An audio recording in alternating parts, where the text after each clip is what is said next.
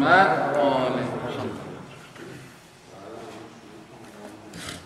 صلى الله عليه وعلى أهل بيته الطيبين الطاهرين المعصومين، لا سيما الحجة الثاني عشر المهدي الغائب المنتظر، عجل الله تعالى فرجه الشريف، واللعنة الدائمة الباقية على أعدائهم ومخالفيهم ومعانديهم من الآن إلى لقاء يوم الدين. آمين رب العالمين.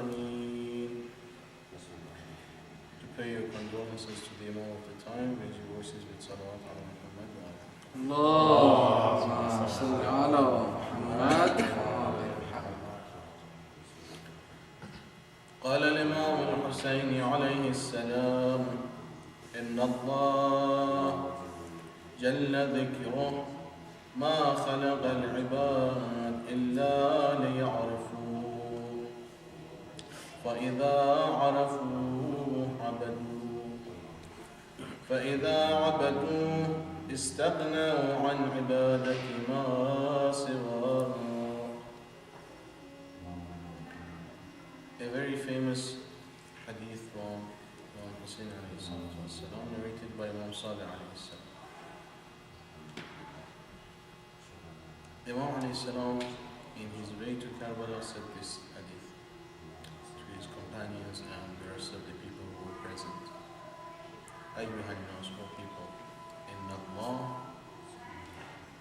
subhanahu wa ta'ala ما خلق العباد, did not create anyone إلا ليعرفوه, unless for them to know him. فإذا عرفوه عبدوه, and when they know him they will worship him. فإذا عبدوه, and when they worship him استغنوا عن عبادة ما سواه, they won't worship anyone else other than him. A man stood up and asked Imam Hussein: Ya Ibn Rasulullah, son of Messenger of Allah, Ya Abi Anta wa Ummi, may I ransom my father and mother for you? فَمَا مَعْرِفَتُهُ, this cognition of Allah, knowing Allah, what is it that everyone in this creation has been created for it? It is the goal of creation. What is it? How can one achieve it? قال عليه السلام, Imam answered, معرفة أهل كل زمان إمام. Every human being who lives at that point in time, understanding and knowing the Imam of his time is knowing Allah. Inshallah, during these few nights that I want to say, we will speak about this narration. We will examine different parts and possibilities of the meanings that come to mind about this hadith. With one condition, and that is, you need to raise your voices with salawat. اللهم صل على محمد. Before we start, I'm going to use today as an introduction, as time has passed already and we don't have much time left. Nights of Muharram are nights of grieving and azab. When Muharram comes, even the appearance of those who love Ahlul Bayt changes. The way they dress, the way they live, the way they go to work, the time they sleep, the time they wake up, everything changes. This change doesn't start with us, it starts with the Imam, the one that we all follow. Imam alayhi salam said, إِنَّ يَوْمَ الْحُسَيْنِ أَقْرَحَ جُفُونَنَا وَأَسْفَلَ دُمُوعَنَا. The day of Hussein wounds our eyes out of how much we cry for others. And our tears are shed for him on this day. Also, Imam alayhi salam says, when the first day of Muharram would come, no one would see my father even smile and laugh. Changes would come to the life of Imam. those who follow the Imam also, they need to see this change in their lives as well. The only thing is, this change for many people comes but doesn't stay in their lives. These 10 nights are different for them, but then the 11th night, they go back to their own livings, to their own lifestyles. This is the problem. Imam alayhi salam obviously is not only for 10 days, he is our Imam in every step of our life. And we have to follow him at every time, at all the time, every minute, every second of our lives. But this 10 nights is a very good opportunity to bring that change, to get closer to him. It's the opportunity that Allah has placed for us to get connected to Imam Hussein alayhi salam. And if then these 10 nights are passed and one doesn't get closer to him or doesn't feel that connection, then he has lost a great deal.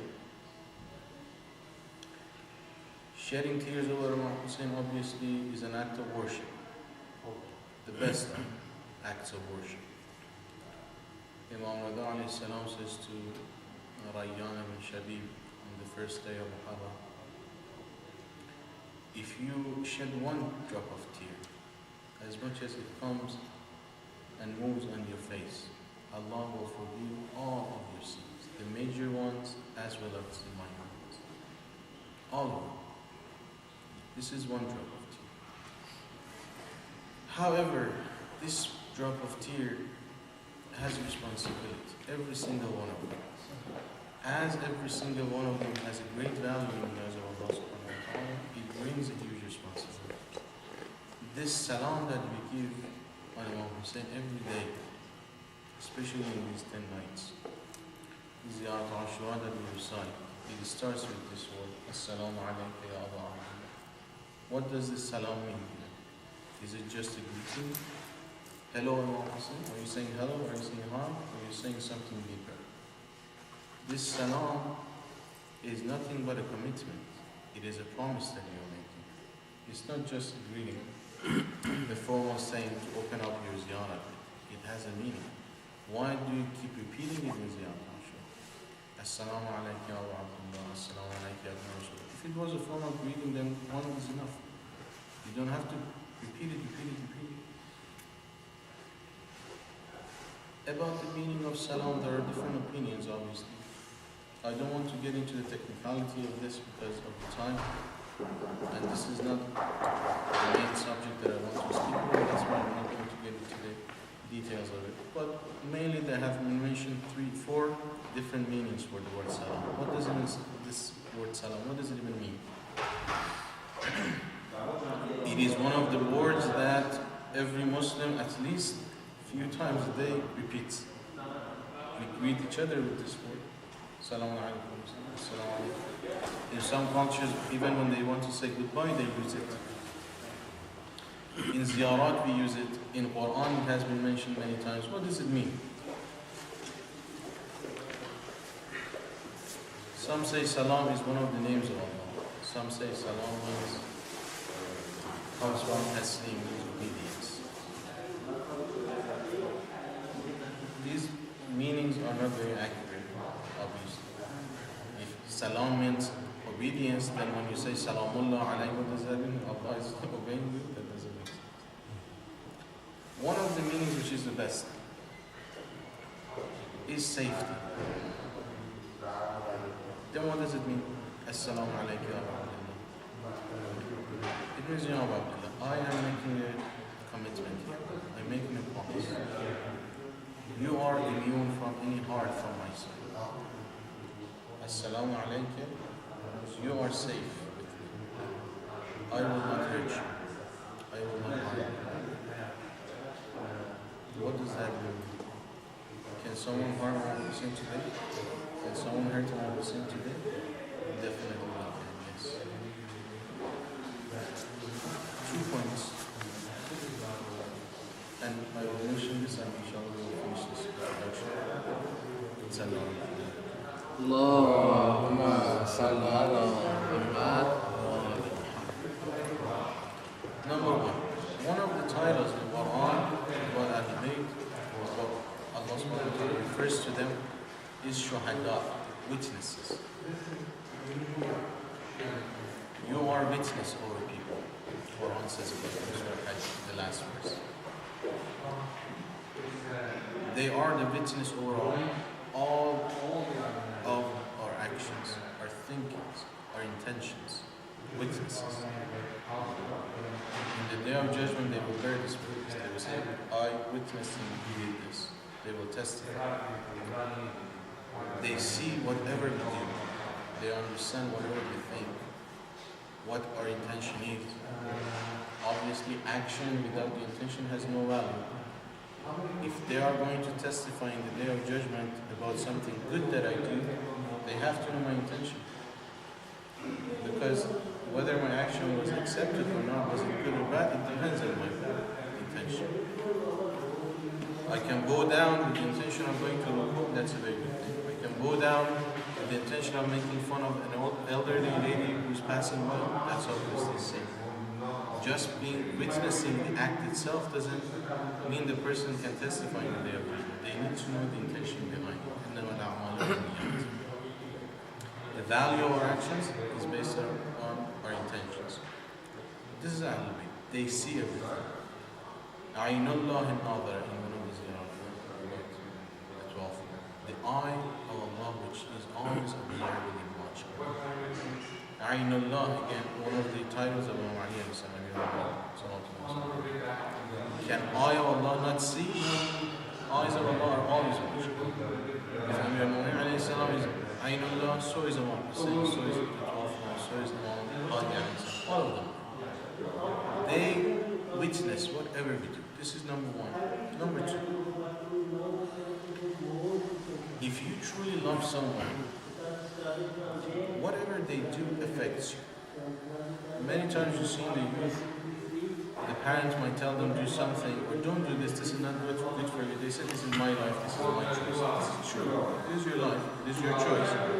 But you also have to be aware that your choices always affect those who love you, and those who are close to you. If your father today chooses or decides that he doesn't want to go to work anymore, that's his decision, yes. Will that affect your life? Yes, it will.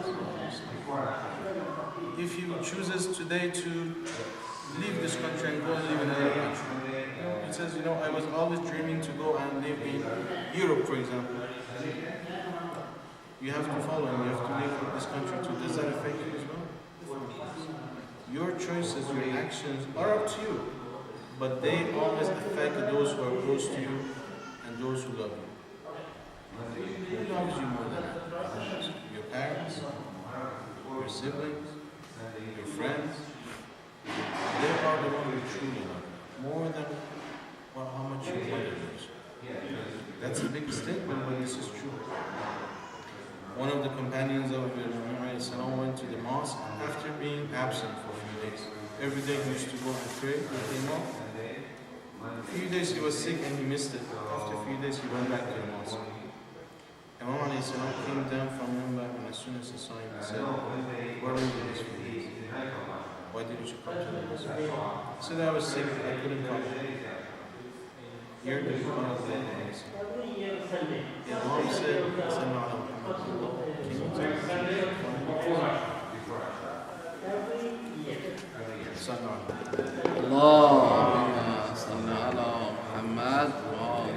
this is what Imam replied. He said, I know you are sick. Because of your sickness, I was feeling sick as well. How much love is there that if you get sick, Imam gets sick? This is the love of Al-Khoei. This is how much Imam Hussein loves you. This is how much the 12 Imam loves you. You don't realize it, but they truly love you. Every action they do, they're the witness. Guess what? If it's a good action, they become happy. Why? Because they love you.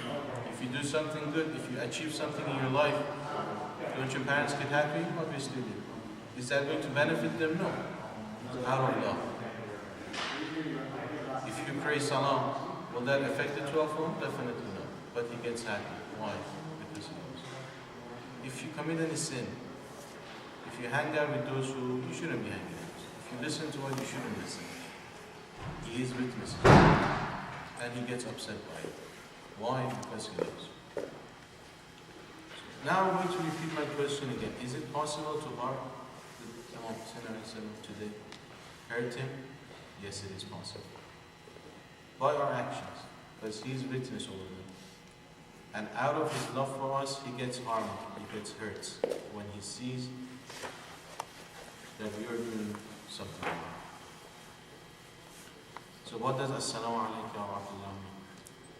A promise, a commitment, that I will not harm you. I will not do something which displeases you. I will not commit something, I will not go somewhere that you don't like. I will not miss something which upsets you. This is a big commitment.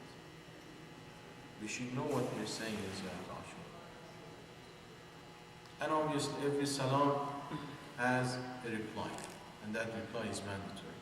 When you say salam, Imam Hussein also will say salam on you. And he gives you the promise and commitment that on my side you're safe as well. I will protect you. And this is Imam Hussein, so he will never go back on his words. So one thing to keep in mind, Muharram comes, inshallah, if Allah subhanahu wa ta'ala gives us the success to grieve over Imam Hussein, shed tears over Imam Hussein. This is the best of gifts from Allah subhanahu wa ta'ala, but it has a responsibility. We need to keep it, we need to cherish it, we need to keep it safe. It's a blessing that Allah has given to His prophets. All the prophets cried over Imam Hussein. If you are granted the same gift that Allah has given to His best of creations, it's as if Allah has given you a treasure that is unique in the world. You have to keep it safe. And there are people around who don't want you to keep it safe. They want to take it away from you. You need to be careful. Sallallahu اللهم صل على محمد وآل محمد. The issue of cognition in this hadith. إن الله ما خلق العباد إلا ليعرفون. He did not create anyone except to know. The issue of cognition, understanding, is an extremely important and significant issue in our lives. The most important. We have been created for this. Is there anything more important than this? Definitely. Are we created to go to university? No. If you go to university, that's an achievement, it's a good thing.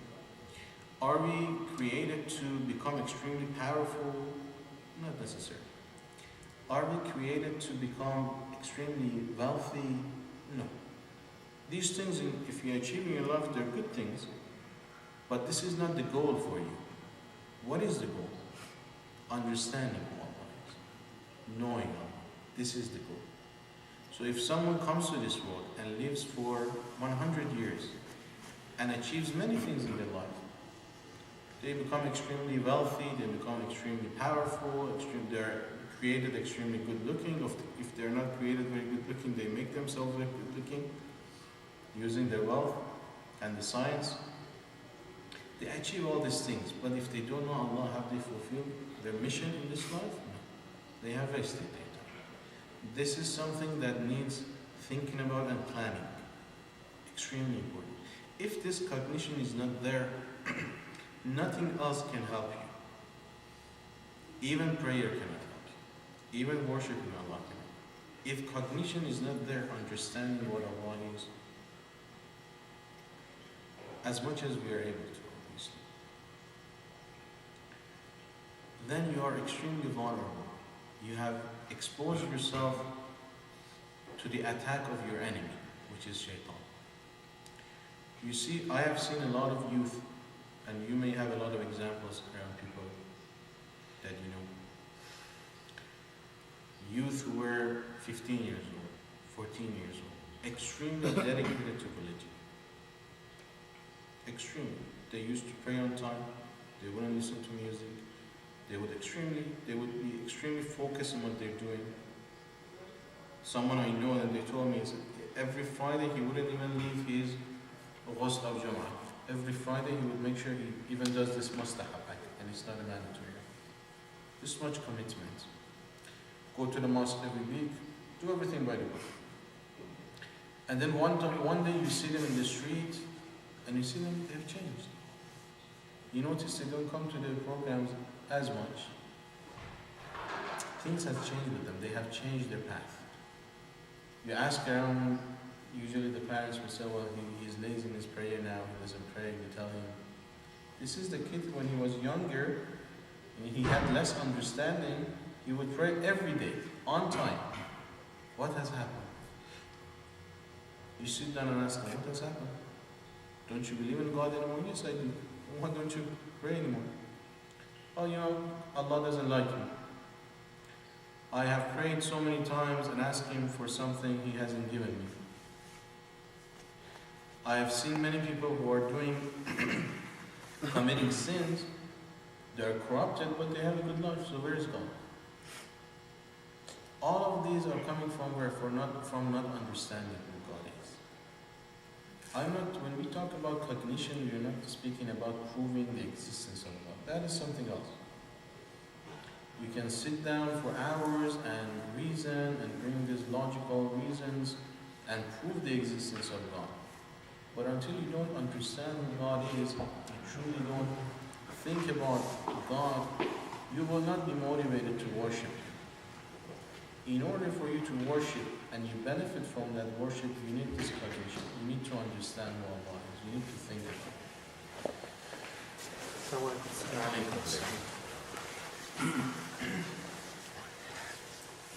If this cognition is not there, nothing is stable. Nothing. Faith will not be stable. It's very easy to take this faith away from you if this cognition is there. Because your faith is based on nothing.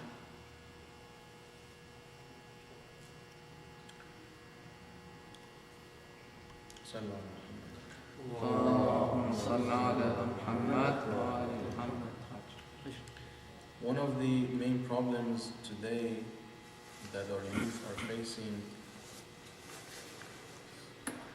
not only Shia youth in general, not even youth, people in general, is the disease of simple ignorance. What is simple ignorance? Not knowing and knowing that you don't know.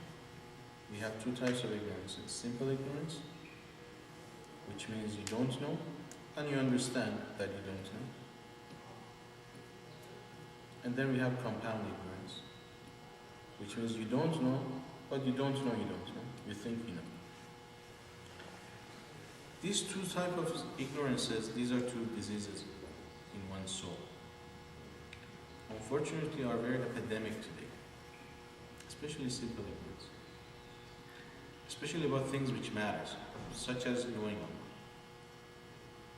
How many people think about God? In your school, in your university, colleges that you attend. How many of them, 1 hour, 5 minutes, they sit down and say, well, where did I come from? Where am I going? Who put me here? Is there God? If there is, who is that God? These questions are such important questions that your answers to this question changes your lifestyle. This is not a normal question. That if you don't know the answer, it's okay. A mathematician may not have a lot of information about chemistry. That doesn't make him an ignorant person. He's a mathematician, he's a scientist. That's not going to harm him if he doesn't know a lot about chemistry. But it doesn't matter how much science you study or how much knowledge you gain. If you don't know these simple questions, well, they look simple, but they're not actually very simple. If you don't have answer to any of them, then you're truly ignorant. Doesn't matter how much you study. Let's say you have 5 PhDs, but then when they ask you, what do you think about God? You say, I have no idea. Why do you think you have come to this earth? What do you need to achieve? I don't know. These are questions that everyone needs to think about and have an answer in order for them to build their lives and their lifestyle. But unfortunately, you see a lot, people don't care. Truly, how many people sit down and think about these things? Very, very few. The number is so limited, 1%, 2%. They understand these are important, but they're not even willing to go after it. They're not even willing to sit down and think, talk to some people, read some book, come up with an answer. It's your life.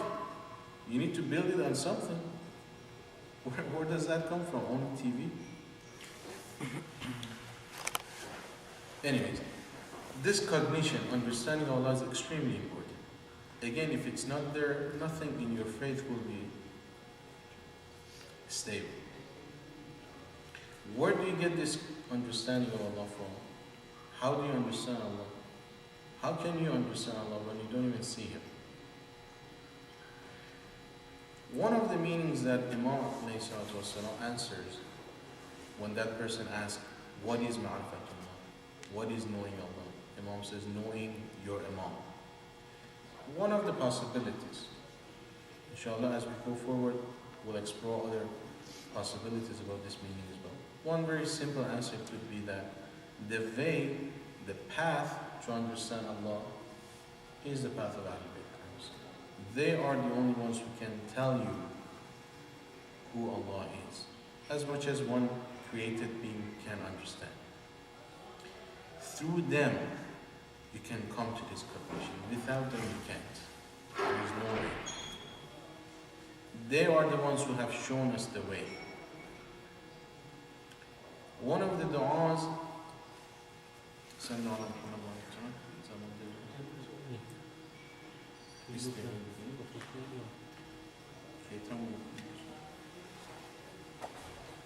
inshallah, I will finish in 5 minutes. I will mention this quickly and then tomorrow, inshallah, we will continue. One of the du'as, the famous du'a from Al-Khoei, in which he introduces who Allah is the du'a that Imam recited on Day of Arafah. Starts with 21 attributes of Allah, introducing who Allah is. Alhamdulillah alladhi laysa liqada'ihi dafi'. Praise to be Allah. What Alhamdulillah means, that's another inshallah, another Muharram, if I was here 10 minutes we have to talk about that. What does this word mean? Anyways, praise be to Allah. Who is this Allah? لَيْسَ لِقَضَائِهِ دَافِعٌ, whose determination cannot be withheld. When He wills something, when He determines something to happen, that will happen. No one can fight it. Power of Allah, majesty of Allah. Imagine the greatness of Allah. These are words that we need to think hours about them. What does it mean? Who is Allah? What is the power that He has? Imagine the universe. How big is this universe? Can you imagine it? The speed of light. How much is the speed of light? 300,000 kilometers per second. That means in 1 second, light can travel between Montreal and Toronto. It's about 500 kilometers. 600 times in 1 second. How much can you travel in 1 minute? How much can you travel in 1 hour? How much can you travel in 1 year?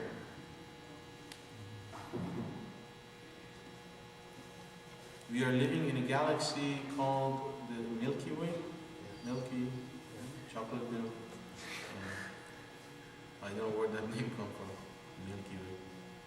And they say this galaxy is not the biggest galaxy. It's kind of average size. There are other galaxies. The size of this galaxy, if light wants to travel from one point to the opposite point, how much does it take the light to travel? 100,000 years. 100,000 years. Can you imagine how vast is only one galaxy? Now imagine all of these galaxies, and they're only, we call them the first heaven. The whole universe within the first heaven. And Allah has created 7 heavens.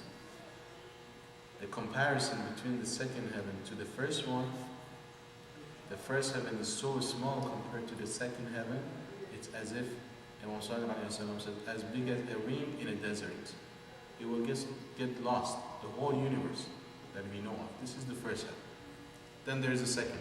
Then there's a third one. Again, the third one compared to the second one is the same.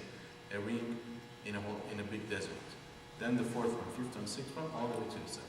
All of this, imagine how big. Do they have an owner or not? Obviously they do. Who is that owner? That owner is Allah. Can anyone fight this majesty? Can anyone fight this power? This is the power of Allah. Now, if He wills that something will happen, can someone fight it back? Never. Never. Something to say it, but something to live and practice, that's something else. لَيْسَ لِقَضَائِهِ وَلَا لِعَطَائِهِ دَافِعٌ. And if He wants to give a gift to anyone, no one can stop it. If He wants to give something to someone, no one can stop it. If you ask and He wants to give it, there is no one else who can stop Him. This is Allah subhanahu wa ta'ala. Where do we go? Who do we ask? How many hours we have spent begging others for something?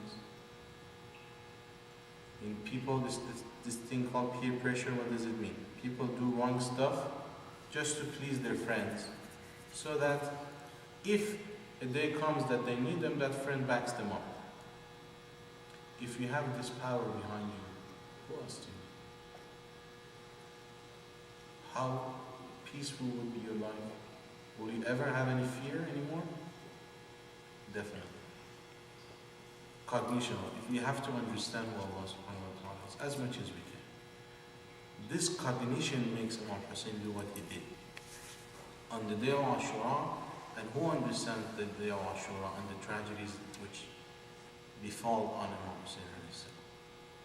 It's easy to speak, it's not even easy to speak about them, let alone live them. To see your children in front of you being cut into pieces. At those last moments when everyone left Imam Hussein, that means all of his children, his brothers, his companions, all of them are one after another. They have been killed in front of him. When he was alone, they did something to him. Now, tonight I don't want to speak about it, maybe the night of Ashura. An arrow came to his chest. All of these tragedies have befallen him. This is the condition that Imam is in. What would he say? He looked up and he said this statement, Hawwan alayya. All of this. I don't know if you have seen anyone who have lost a child. Have you seen in your families or your friends, people that you know? Someone who has lost a child. You just have to look at their face, then you would understand what a big tragedy it is. Let alone someone seeing their child being chopped in front of them. This is something else. He has seen all of it. And then he says, how about this? All of it is easy. Easy? How? Because I know Allah is watching. This is understanding who Allah is. If someone understands who Allah is, even this is easy on them. There won't be any fear anymore. There won't be any anxiety anymore. You don't need to go to psychiatrists to prescribe you a pill, a medicine. There won't be any fear anymore. Peace. Absolute peace. And this is the only way you can achieve that peace. All these wars in the world are happening for one thing, two things. One is safety, one is peace. US wanted to attack Iraq, what did they say? They said we want peace. Now I'm not talking about politics. What I'm saying, people of US, they wanted this war, they believed they should go to this war. Why? Because they thought this will bring them peace. People are after peace. They want the wealth. Why? Because they think if they're wealthy, they will be peaceful. Why do they go and have educations? Because they think if I have a good job, I can have a good life, I can be peaceful. Everything we go through is because we are after that peaceful day. One day we want to rest peacefully. We don't want any fear. This is the only way to achieve. Allah bi dhikrillah. Only and only by remembering Allah and understanding who Allah is.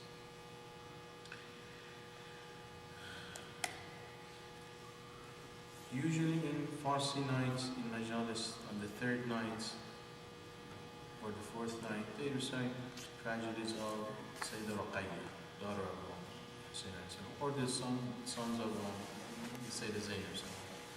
In Arabic or Afghan programs, the fourth night they usually recite the tragedy of Muslim ibn Aqil. I need to go to another majlis very briefly. I will speak about Muslim ibn Aqil and one lesson that we can take from it. I said the only path to Allah are Ahlul. If you get connected to an opposite, use this 10 days as a mean of connection to anyone who is connected to an opposite in any way, and they are elevated. This piece of gold in Karbala, people go to visit the grave of an opposite. It doesn't matter if they are a doctor, if they're an engineer, if they have PhD, if they're a marja, if they're an ayatollah. They have to come and they have to kiss this body. Where does that get its value? Because they love gold? Is that why they come all the way? Some of them barefoot? And they kiss this thing? No. Why do they kiss it? They said this is Dharih of the Moms. It has a connection to us. Why do they kiss the wall of Haram? It is the wall of Haram of Hussein. Anyone, anything which gets connected to one person, they will have. To'a. She's a lady. We don't know anything about her. Nothing about her. Who was she? Where was she born? Nothing. All we know about her is this. On the day that Muslim was alone in Kufa and people betrayed him, because of time I cannot go into details. Inshallah you all know the details. When he was alone in Kufa and no one else was with him, he stopped by the house of this old woman called Tawa. She came out and said, "Why are you here? You're a stranger. I don't want you to be close to my house. Please leave." He said, "I don't have anywhere to go. I don't have anyone in this town. I'm thirsty." She said, "I will bring you water then." She brought some water. She asked him who he is. He said, "I'm Muslim." Then she was one of the lovers of himself. She asked Muslim to come to her house. This is all she did. Somehow she served Muslim. See, as I said, we don't know anything about her. But this limited connection to Muslim, what has happened? Every Muharram, the tragedies of Hussein is being recited. Tragedies of Muslim are being recited. People are gathering. They are crying over Imam Hussein. They are participating in this great act of worship. And name of Torah every year is mentioned. See how Allah elevated them? Just by being connected to Alkhoei Foundation. They are the path to Allah. Muslim is a great personality. Words fail to describe his greatness. People of Arab, they say if you have any immediate need, go to Haram al-Abbas and pray there. Use Bab al-Hawaij, door of fulfillment of your needs. But if you failed there, if you couldn't get your need or what you asked for, in Haram al-Abbas, should I be disappointed? They say no, there is one more place. Go to Kufa, Haram al-Muslim.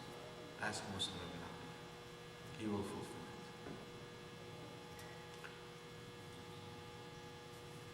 He was lonely, he was thirsty, he was betrayed, just like Imam Hussein. Many similarities between his tragedies and the tragedy of Imam Hussein. One of them I mentioned. One of the tragedies which befall un-Muslim, and then the same thing happened to Imam Hussein alayhi salam, is that in Kufa when people were fighting Muslim and he was giving them a fight, for hours they were trying to capture him and they couldn't. No one could fight with a lion from Bani Hashim. When he got extremely tired and he stopped and paused for a minute, in order for them to attack him, and they did not dare to go near him and fight him in person, what did they do? They started throwing stones at him. One of the tragedies of Muslim is this. He was stoned. And he yelled at them. He said, "You are stoning me as if I'm a disbeliever and I'm from the family of the Prophet." Another tragedy which befell on Muslim and fell on Imam Hussein is the thirst of Muslim. Imam in Karbala also got stoned by those people. They throw one stone at the forehead of the Imam and blood started coming down. He moved his dress up to wipe the blood of his forehead, and this is when they shot that arrow to his chest and he fell from his horse. Also in narrations we have, after Imam fall, when he fell and people came and they surrounded him, they used to attack him with anything they had. Some with swords, some with daggers, some with spears, some with arrows. But then there were people who didn't have anything. They would bring stones and they would stone him. Same thing which happened to Muslim also happened to Sayyid al-Shuhada. Sallallahu alayhi ya Abu Abdullah. Sallallahu alayhi ya Mathmoon ya Abu Abdullah.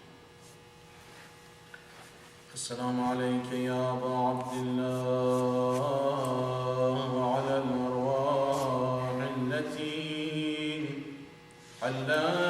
حلت بفنائك عليك مني سلام الله أبدا ما بقيت وبقي الليل والنهار ولا جعله الله آخر العهد مني لزيارتك السلام على الحسن وعلى علي بن الحسن وعلى أولاد الحسن وعلى أصحاب